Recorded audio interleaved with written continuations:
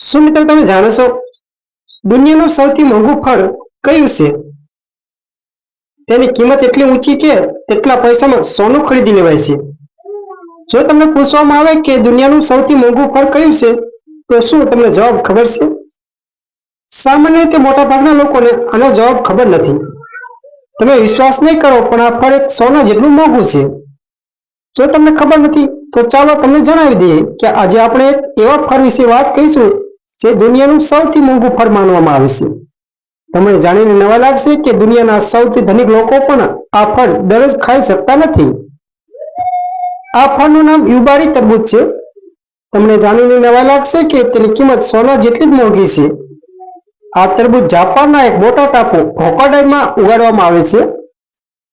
યુબારી શહેર હોકોડાઈની મધ્યમાં આવેલું છે. આ ખાસ તરબૂચની ખેતી આ શહેરમાં થાય છે.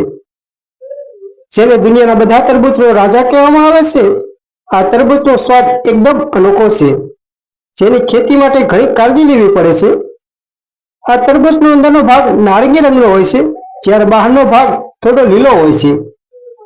યુબારીની સાલ પર સફેદ પટ્ટા હોય છે. 1 કિલો યુબારી તરબૂચની કિંમત ભારતીય રૂપિયામાં આશરે 20,000 રૂપિયા છે. કદાચ દુનિયામાં બીજું કોઈ ફળ આટલું મોંઘું નહીં હોય.